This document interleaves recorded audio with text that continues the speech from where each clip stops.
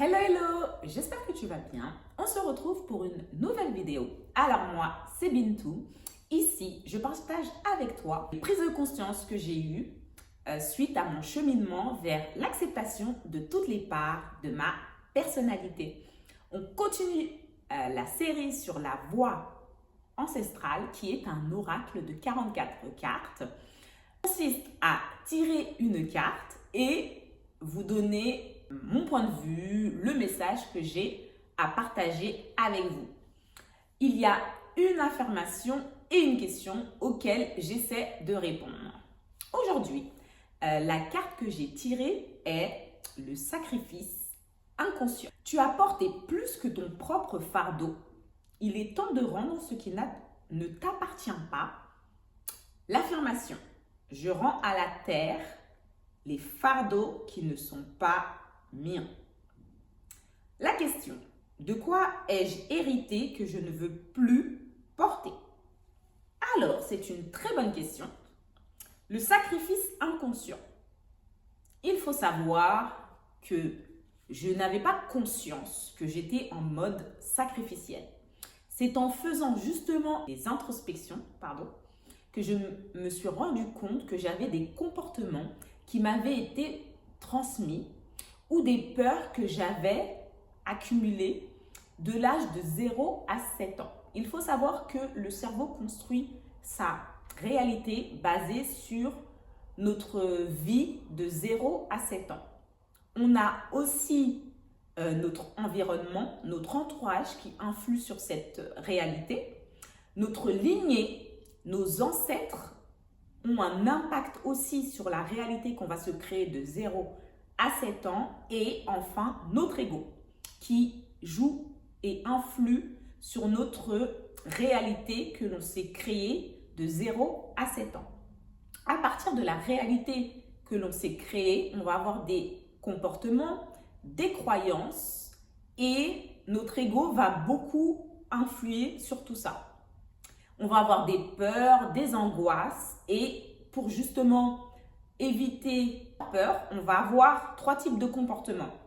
On va fight, flight or freeze. Flight, on va se barrer. Fight, on va se battre. Et freeze, on va glacer. Et pour ma part, j'étais beaucoup dans le mode fight. J'avais tendance justement à avoir un comportement de glace pour montrer à l'extérieur que j'étais quelqu'un de forte. Je portais le masque de la femme forte puisque je ne devais pas montrer mes faiblesses. Donc j'avais tendance à encaisser sans montrer que j'avais une quelconque émotion qui allait avec l'événement. Je m'explique. Moi, je suis la personne qui est sensible, mais à l'époque, je n'avais même pas conscience que j'étais une femme sensible, mais j'ai transformé cette sensibilité en armure pour incarner une femme forte. Aujourd'hui, c'est quelque chose que je voudrais déposer. Je ne suis pas qu'une femme forte, je suis aussi une femme vulnérable qui a besoin d'aide et qui a besoin d'exprimer ses émotions. Ne pas avoir peur de penser que je vais être abandonnée ou rejetée parce que je montre ma vulnérabilité, que je dise que je ne suis pas d'accord avec toi ou que je te dise non. Que je n'ai pas à te plaire forcément, je n'ai pas à m'adapter à l'autre, mais j'ai juste à être moi avec mes qualités et mes défauts. Je n'ai pas besoin aussi de donner mon énergie, toute mon énergie à l'autre en pensant qu'il n'y a que ça d'indispensable à ma survie. J'ai besoin de quitter ce mode survie pour être dans le mode vie, gratitude pour tout ce que j'ai dans ma vie, ne plus être dans le jugement, dans la comparaison et dans le sacrifice, c'est-à-dire me mettre de côté au profit des autres. Je n'ai pas à être loyale envers mon cercle, j'ai à être loyale vis-à-vis de moi-même. je n'ai pas à avoir honte de mon comportement, ni vivre dans la peur de m'exprimer. Je peux m'exprimer librement, dire ce que je pense sans avoir peur d'être rejetée ou abandonnée. Ça, j'ai remarqué que c'était des choses qui m'avaient peut-être été inconsciemment transmises, que j'ai décidé de déposer. J'ai décidé aussi de me consacrer à moi-même, puisqu'il faut d'abord que je sois capable de remplir mon propre verre et donner l'excès à une autre personne. Je ne peux pas donner tout mon verre à quelqu'un d'autre et moi rester là à plat. J'ai l'impression aussi que je n'ai pas besoin de vivre en fonction des gens. Oh, attention, on va dire ça si je fais ça. Oh, attention, telle personne a fait ça. Moi aussi, il faut que je fasse mieux, si ce n'est plus.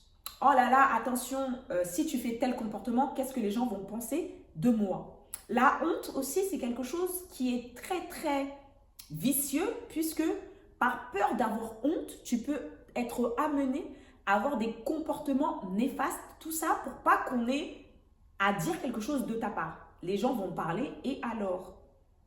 Ils vont parler, ils vont revenir sur terre, ils auront une autre conversation sur une autre personne plus tard. Donc, il y a plein de préjugés aussi que j'ai sur les autres, mais en faisant attention, en prenant de la hauteur, en faisant preuve de discernement, je peux me dire attention, est-ce que c'est pas mon ego qui parle ou je parle du cœur? Est-ce que je suis une personne bienveillante? Est-ce que j'ai de la compassion pour l'autre? Ou est-ce que c'est mon ego qui est là en train de se dire attention, il a fait ça, tu n'es pas à la hauteur, revois comment tu parles de pas bien, tu t'exprimes pas bien, tu n'es pas une femme forte, attention, on va devoir pleurer, qu'est-ce qu'on va penser de toi? Et alors, je peux aussi demander de l'aide, c'est pas parce que je demande de l'aide que ça va être la fin du monde. Je peux aussi faire confiance à l'autre, puisque je sais que j'ai mon intuition. En faisant attention, en écoutant mon intérieur, mon corps pourra me dire si la personne a une bonne attention ou pas. Je dois être dans l'intention et non dans les attentes. Je ne peux pas attendre des autres qui fassent ma pluie et mon beau temps. Non, c'est moi qui suis responsable de ma pluie et de mon beau temps. Quand je suis avec quelqu'un, il ne faut pas que j'ai des attentes parce que la personne n'est pas dans ma tête, elle ne sait pas ce que je pense. Donc, si j'ai besoin de quelque chose, je l'exprime. Je ne peux pas deviner ce qui se passe dans la tête des autres.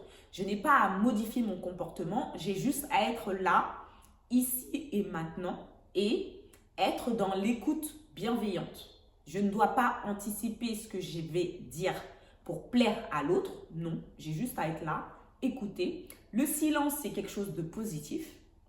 Ça permet de retrouver ses esprits et se dire est-ce que je suis bien dans l'écoute? Est-ce que je ne suis pas dans le jugement ou autre? Il y a plein de petites choses que j'ai appris, ne pas être dans l'ego ou l'orgueil. Me dire que moi, je suis plus intelligente, mieux que les autres. Non, on est tous sur le même pied d'égalité.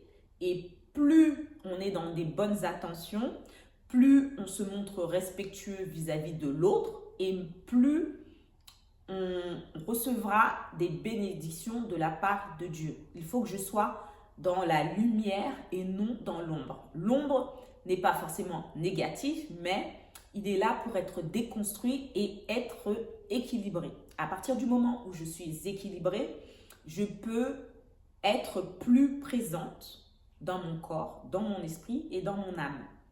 Je me focus sur moi et je laisse aux autres leurs problématiques. J'ai aussi mes problématiques et je suis la mieux placée pour gérer mes problématiques. Si je suis dans les problématiques d'une autre personne, je peux comprendre que mes problématiques ne sont pas aussi importantes. Donc, mon estime, elle en prend un coup finalement, puisque je dis à mon corps, mon esprit, que les autres sont plus importants que moi. Mais ce n'est pas le cas. Donc, mon énergie est précieuse. Je la mets d'abord dans moi. Et ensuite, quand je suis équilibrée, que je sais faire la part des choses, que je suis bienveillante, je suis dans la compassion, je peux m'investir pour les autres. La communauté, c'est quelque chose de bien, mais attention à ne pas s'y perdre. Il faut savoir déjà qui on est et qui on est au sein de cette communauté. Avoir des limites, c'est positif. C'est-à-dire qu'on se respecte et qu'on connaît notre barrière à ne pas franchir. Quand on dit non, il ne faut pas avoir de culpabilité ou de honte. Il faut savoir dire « je ne peux pas ». Ce n'est pas être un signe de faiblesse ou autre, c'est se respecter. Donc, Dieu m'a mis sur terre pour une raison. Je suis aussi valable qu'un autre. À partir du moment où j'accepte tout ça, je reprends le contrôle, enfin pas le contrôle, mais je deviens maître de ma personne et je peux passer à l'action, je peux limiter le sabotage et je peux faire preuve de patience et de persévérance. Tout ce que Dieu fait est bon, il faut dire merci, être dans la gratitude et avancer. Rester campé sur des positions, ça ne sert à rien. Savoir dire pardon et je me suis trompé ne fait pas de moi une personne faible. Bien au contraire. Accepter la force et la faiblesse, c'est ce que Dieu nous a mis en nous. Donc, il faut savoir jauger ces deux choses. Il ne faut pas être dans les extrêmes.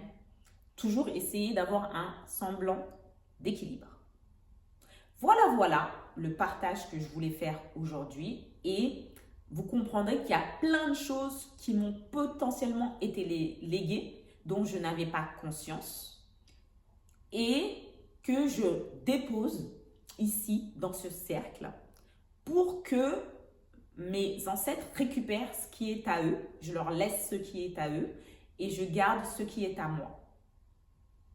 Et je leur dis merci du fond du cœur car grâce à tout ça, j'ai pu construire cette personnalité et je suis très grateful pour tout ce qu'ils ont semé comme graines pour que je puisse être ici et maintenant en train de faire toutes ces prises de conscience et faire ce partage, de faire valoir ma voix et me dire que ma voix, elle compte. Donc, j'espère que toi aussi, à travers mon partage, tu pourras prendre des petites clés et à ton tour, peut-être me faire un partage pour me dire qu'est-ce que tu as reçu comme fardeau et que tu ne veux plus porter. Qu'est-ce que tu décides de déposer à terre et de rendre à ta lignée et à tes ancêtres. Je te dis à bientôt et c'était Bintou. Bye!